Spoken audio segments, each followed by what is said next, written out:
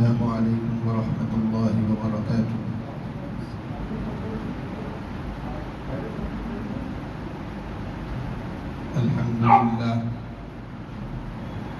الحمد لله نحمده ونستعينه ونستغفره ونؤمن به ونتوكل عليه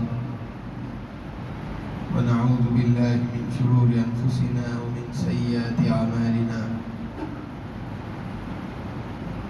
من يهده الله فلا مضل له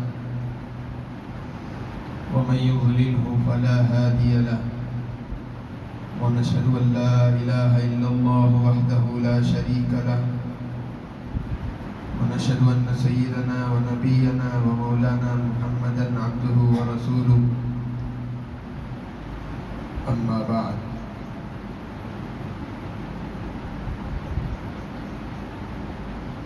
أعوذ بالله من الشيطان الرجيم. بسم الله الرحمن الرحيم.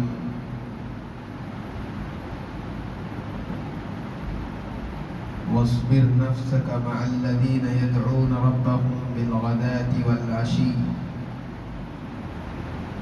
يريدون وجهه ولا تعد عيناك عنهم.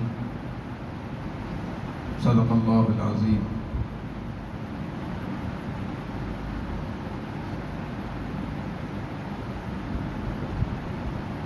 قال النبي صلى الله عليه وسلم: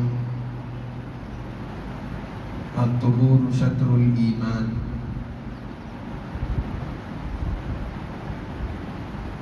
وقال النبي صلى الله عليه وسلم: قرة عيني في الصلاة، أو كما قال عليه الصلاة والسلام.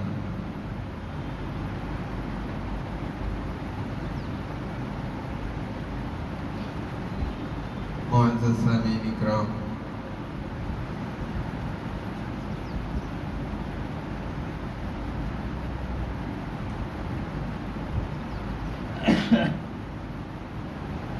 اللہ کے رسول صلی اللہ علیہ وسلم کو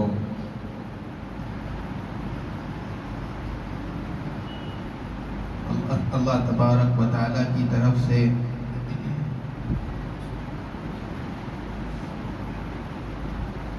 ایک مرتبہ یہ حکم دیا گیا کہ آپ اپنے آپ کو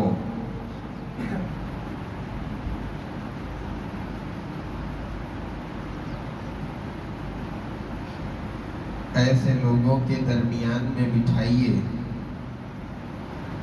جو صبح و شام اپنے پروردگار کو یاد کرتے ہیں.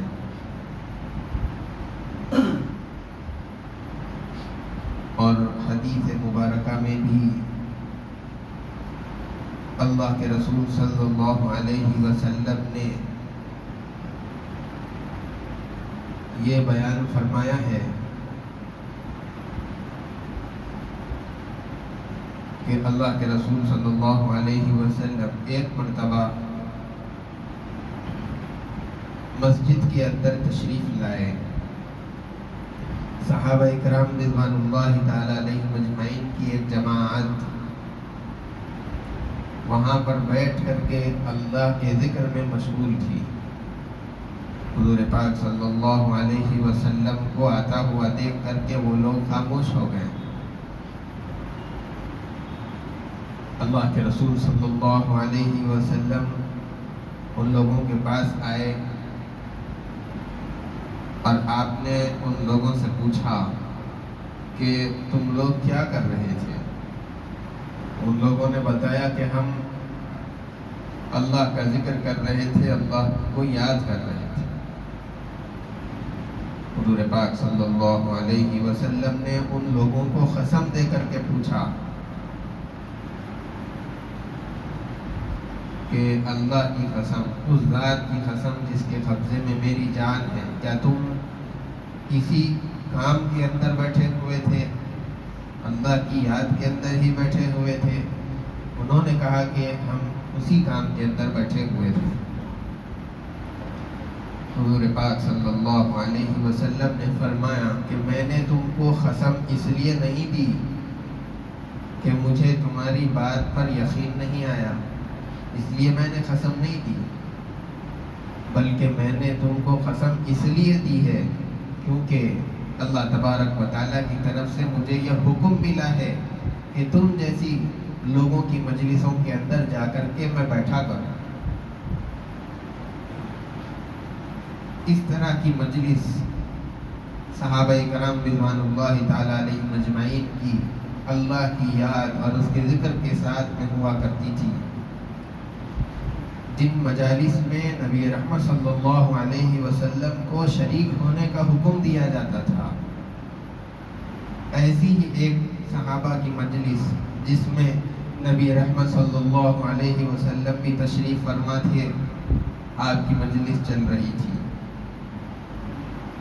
اسی دوران حضور پاک صلی اللہ علیہ وسلم نے اپنے صحابہ کی طرف متوجہ ہو کر کے یہ فرمایا کہ مجھے تمہاری دنیا میں سے 3 چیزیں پسند ہیں۔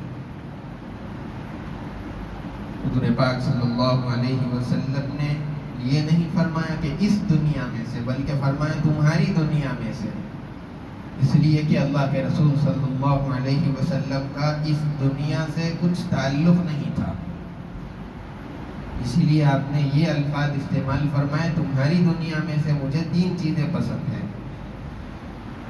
ایک چیز تو فرمائی کہ مجھے خوشبو بہت زیادہ پسند، دوسری چیز ارشاد فرمائی نیک بیوی، اور اسی طریقے سے اللہ کے رسول صلی اللہ علیہ وسلم نے تیسری چیز جو ارشاد فرمائی وہ یہ کہ میری آنکھوں کی ٹھنڈک نماز میں۔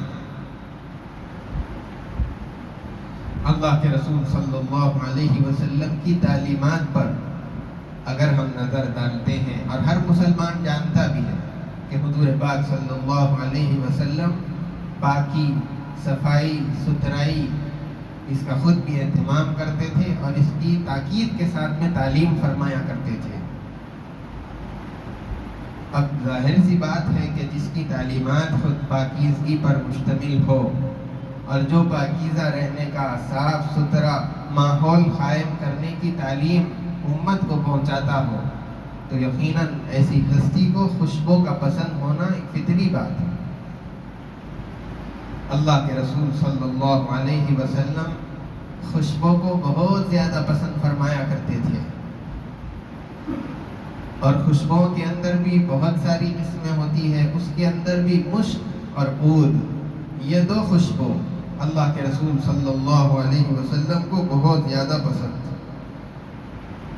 حضرت انس رضی اللہ تعالیٰ عنہ فرماتے ہیں کہ میں نے خوشبو زندگی کے اندر کبھی واپس نہیں کیا، جب کبھی کوئی خوشبو پیش کرتا استعمال کرنے کے لیے تو میں اس کو ضرور لے لیتا اور کچھ استعمال کر کے واپس دیتا، اس لیے کہ میں نے اللہ کے رسول صلی اللہ علیہ وسلم کو دیکھا ہے کہ آپ نے خوشبو کبھی بھی رد نہیں فرمایا۔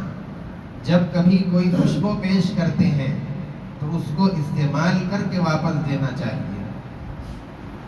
اللہ کے رسول صلی اللہ علیہ وسلم کی عادت نہیں تھی کہ آپ خوشبو رد فرما دیں۔ اس کا مطلب یہ نہیں کہ اگر کوئی آپ کو خوشبو پیش کرتا ہے تو وہ شیشی اپنے پاس ہی رکھ لے، یہ مطلب نہیں ہے، بلکہ لے کر کے استعمال کریں پھر اس کو واپس کر دیں۔ استعمال کرنا چاہیے۔ مختلف قسم کی خوشبوئیں آج کل ہمارے معاشرے کے اندر بھی ہے، بعض ایسی ہوتی ہے جس بعض کو جمتی ہے، بعض کو نہیں جمتی۔ اگر آپ کو نہیں بھی جمتی ہے تو ایک آدھ نقطہ خطرہ اس کا استعمال کر لیجئے تاکہ اللہ کے رسول صلی اللہ علیہ وسلم کے طریقے کے مطابق عمل ہو جائے، پھر اس کو واپس کر دیجیے۔ الغرض خوشبو کو استعمال کرنا چاہیے، یہ بہت ہی اچھی چیز ہے۔ اور 3 چیزیں ایسی ہیں اللہ کے رسول صلی اللہ علیہ وسلم نے ارشاد فرمایا کہ جس کو واپس نہیں کرنا چاہیے۔ اگر کوئی آدمی ہدیے کے اندر 3 چیزیں آپ کو پیش کرتا ہے تو کبھی بھی ان کو رد نہیں کرنا چاہیے، اور ہدیہ قبول کرے بغیر واپس نہیں لوٹا دینی چاہیے۔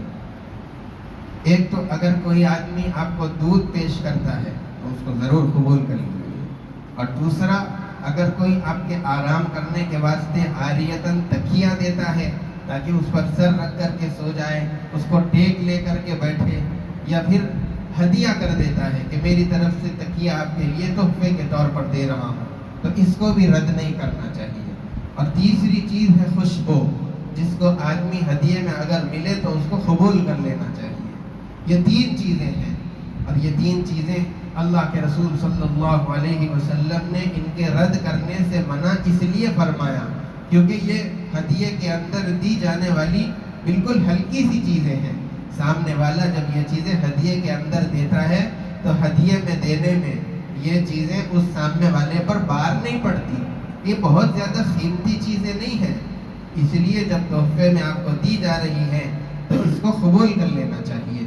یہ 3 چیزوں کو رد کرنے سے اللہ کے رسول صلی اللہ علیہ وسلم نے منع فرمایا۔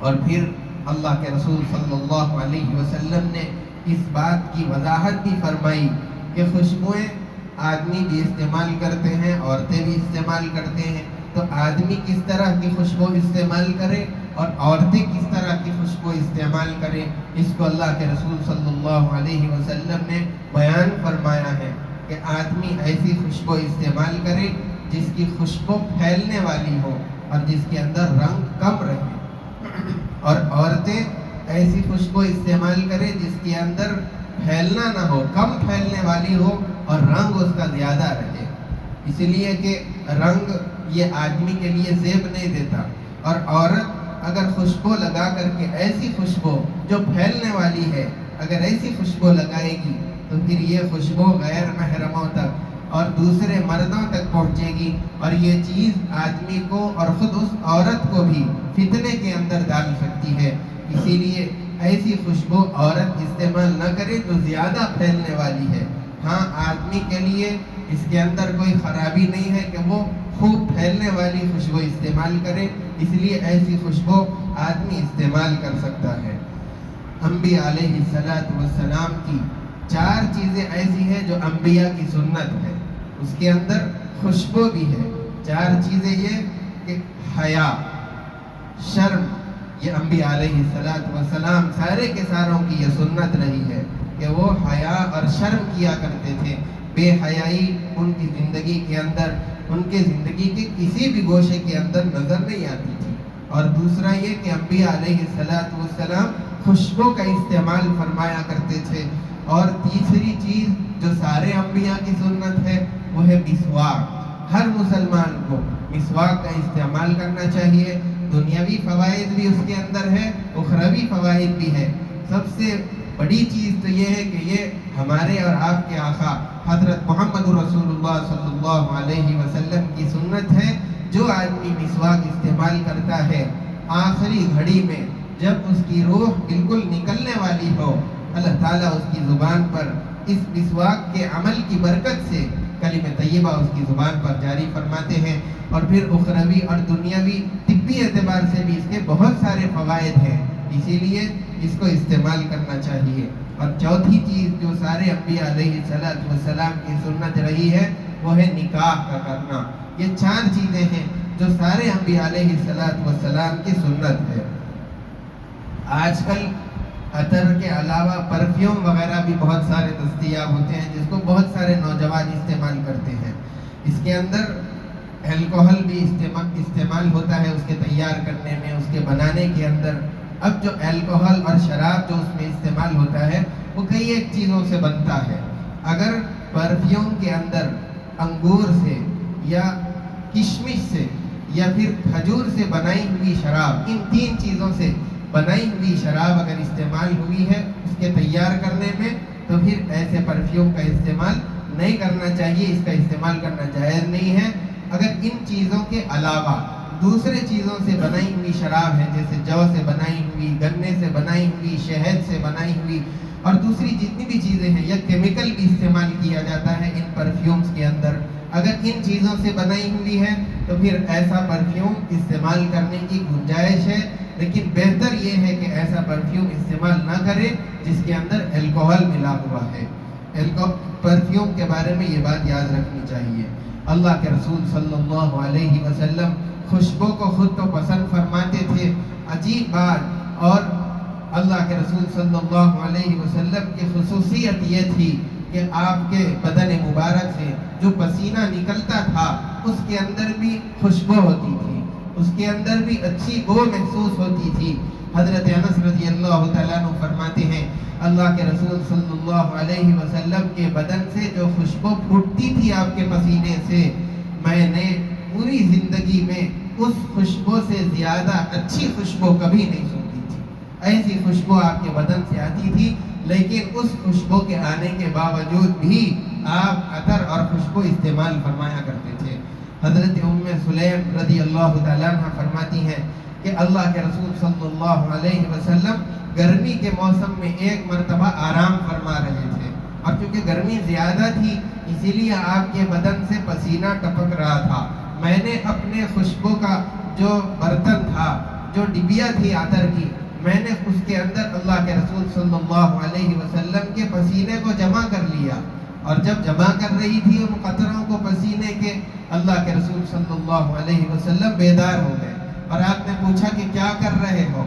मैंने बताया कि अल्लाह के रसूल आपका ये पसीना जमा कर रही हूँ ताकि अपने खुशबू के अंदर इसको थोड़ा थोड़ा मिला करके इस्तेमाल करूँगी, ताकि मेरे अतर के अंदर खुशबू और ज़्यादा बढ़ जाए। अल्लाह के रसूल सल्लल्लाहु अलैहि वसल्लम के बदन में, आपके पसीने में खुशबू आती थी, लेकिन फिर भी आप खुशबू इस्तेमाल किया करते थे। इसीलिए हमको भी इसकी आदत डालना चाहिए।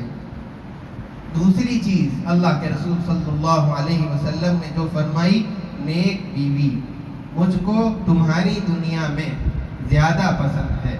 दूसरी चीज़ फरमाई बीवी, इसलिए कि जब आदमी बीवी होती है, नेक बीवी होती है, उसके साथ में उठना बैठना होता है, और बाहर जब जाएगा किसी पर नज़र पड़ेगी, ख्वाहिश और अपनी नफसानी ख्वाहिश के पूरा करने का जज्बा पैदा होगा, तो उसके पास में उसकी बीवी मौजूद रहेगी। वो अपनी ख्वाहिश को अपनी उस नेक बीवी के साथ, घर वाली औरत के साथ में पूरा कर सकता है और अपनी ख्वाहिश को ख़त्म कर सकता है। और दूसरी वजह यह है कि अल्लाह के रसूल सल्लल्लाहु अलैहि वसल्लम ने अपनी अज़वाज मुतहरात को पसंद फरमाया, इसलिए कि कुछ घरेलू मामलात होते हैं जिनका सहाबा के दरमियान में बयान करना अल्लाह के रसूल सल्लल्लाहु अलैहि वसल्लम के लिए कुछ शर्म और हया का बाइस बन रहा होगा।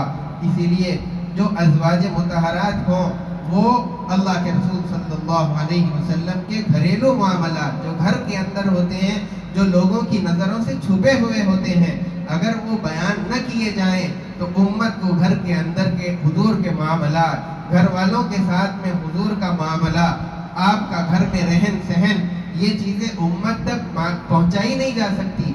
ये चीज़ें उम्मत को अज़वाज मुतहरात ने, जो हुजूर पाक सल्लल्लाहु अलैहि वसल्लम की घरवालियां हैं, आपकी बीवियां हैं, उन लोगों ने उम्मत तक और सहाबा तक उन सारी बातों को पहुंचाया है। इसीलिए अल्लाह के रसूल सल्लल्लाहु अलैहि वसल्लम अपनी अज़वाज मुतहरात से, बीवियों से बहुत ज़्यादा मोहब्बत फरमाया करते थे। अल्लाह के रसूल सल्लल्लाहु अलैहि वसल्लम ने अपने इस इरशाद के अंदर ये फरमाया, नेक बीवी, आदमी जब लड़की तलाश करने के लिए निकले, अपने लिए हो, अपनी औलाद के लिए हो, उस वक्त में लोग ये तो देखते हैं कि किस ख़ानदान से है, किस इलाके की रहने वाली है, किस मुल्क के रहने वाले हैं, और उनका क्या कारोबार है, और कितनी खूबसूरत है, और दिखने में कैसी है, ये सब कुछ तो देखते हैं। लेकिन असल देखने की चीज़ दीनदारी है। ये सब कुछ चीज़ें तो अल्लाह की दी हुई हैं। दीनदारी भी आदमी को निकाह में जब लड़की तलाश करने जाए उस वक्त में देखना चाहिए, इसलिए कि खूबसूरती ये जवानी के अंदर है। एक दिन ज़िंदगी में ऐसा आएगा, खूबसूरती ख़त्म हो जाएगी। माल ये तो इंसान की हथेली के मैल की तरह से है, आज है कल नहीं है, और ख़ानदान ये भी आज है कल नहीं है, ख़त्म हो जाएगा। लेकिन दीनदारी, ये अगर आप इस चीज़ को बुनियाद बना करके लड़की तलाश करके लाएंगे तो आपकी ज़िंदगी भी उसके ज़रिए से बदल सकती है। آپ کی زندگی میں بھی اس کے ذریعے سے دینداری آ سکتی ہے. آپ کی آگے جو اولاد اور جو نسل پیدا ہونے والی ہے، ماں کا گود بچوں کی پہلی تربیت گاہ، ان کا پہلا مدرسہ ہوتا ہے. ماں دیندار رہے گی تو بچوں کی تربیت بھی اسی نہج پر، دیندارانہ طریقے پر کرے گی. اسی لیے دینداری دیکھ کر کے لڑکی کو چننا چاہیے اور منتخب کرنا چاہیے نکاح کے واسطے. اللہ کے رسول صلی اللہ علیہ وسلم نے دوسری چیز جو فرمائی کہ مجھے نیک بیوی زیادہ پسند ہے، اس کے بعد میں آپ نے تیسری چیز جو فرمائی تھی کہ نماز، میرے آنکھوں کی ٹھنڈک نماز ہے. دو چیزیں جو فرمائی، خوشبو اور بیوی. اگرچہ کہ مجھے یہ دو چیزیں پسند ہے، مجھے بہت زیادہ یہ چیزیں محبوب ہے، لیکن ان کی محبت نماز کے سامنے کچھ نہیں، بلکہ حقیقی جو محبت ہے میری اللہ کے ساتھ میں ہے. یہ دونوں چیزوں کی محبت اللہ کی محبت کے اندر رکاوٹ نہیں بن سکتی، بلکہ میری اصل جو محبت ہے وہ تو میرے پروردگار کے ساتھ ہے. اسی لیے مجھے نماز کے اندر دل لگتا ہے، میری آنکھوں کی ٹھنڈک نماز کے اندر ہے. مجھے سکون ملتا ہے تو وہ نماز کی عبادت کے اندر ملتا ہے. یہی وجہ ہے اللہ کے رسول صلی اللہ علیہ وسلم تقریباً 5.25 پارے ایک رکعت کے اندر رات میں کھڑے ہو کر کے نماز ادا فرما رہے ہیں. اور پھر پیر کے اندر ورم آ رہا ہے، پیر پھٹ رہے ہیں، تڑک آ رہی ہے، لیکن اطمینان کے ساتھ میں اللہ تبارک و تعالیٰ کے سامنے کھڑے ہو کر کے قرآن کی تلاوت، نماز میں اپنا سارا وقت رات کے اکثر حصے کے اندر اللہ کے رسول صلی اللہ علیہ وسلم گزار رہے ہیں. اسی لیے کہ یہ چیز آپ کی آنکھوں کی ٹھنڈک تھی. اور پھر یہی صفات اور یہی خوبی اللہ کے رسول صلی اللہ علیہ وسلم کی اولاد کے اندر بھی حضرت فاطمہ رضی اللہ تعالیٰ عنہ، وہ رات جب شروع ہوتی نماز کے لیے کھڑے ہو جاتے اور پھر اتنی لمبی اور طویل نماز پڑھتی کہ 2 رکعات مکمل ہونے تک سحری کا اور فجر کا وقت آ جاتا. جب 2 رکعات مکمل کرتی اور فجر کا وقت شروع ہوتا، دعا مانگتی اور پھر اللہ سے یہ شکایت کرتی کہ اے اللہ، آپ نے رات کو کتنا چھوٹا بنا دیا کہ میں نے 2 رکعات بھی صحیح سے ادا نہیں کیا. تو یہ صفت صحابہ کرام رضوان اللہ تعالی علیہ مجمعین کے اندر اللہ کے رسول صلی اللہ علیہ وسلم نے منتقل فرمائی تھی. اللہ کے رسول صلی اللہ علیہ وسلم نے یہ 3 چیزیں فرمایا کہ مجھے بہت زیادہ پسند ہے. ایک تو یہ کہ میری آنکھوں کی ٹھنڈک نماز، اور دوسرا خوشبو کا استعمال، اور تیسرا نیک بیوی. اللہ کے رسول صلی اللہ علیہ وسلم کی یہ 3 پسندیدہ چیزیں ہیں. اللہ تبارک و تعالی اللہ کے رسول صلی اللہ علیہ وسلم کی ساری سنتوں کو اپنی زندگی میں لے کر کے ہمیں پوری زندگی گزارنے کی توفیق عطا فرمائے. وصلی اللہ وسلم علی سیدنا محمد وعلی آلہ واصحابہ اجمعین وآخر دعوانا الحمدللہ رب العالمین. جو حضرات سنت نہیں پڑھی، سنت پڑھی.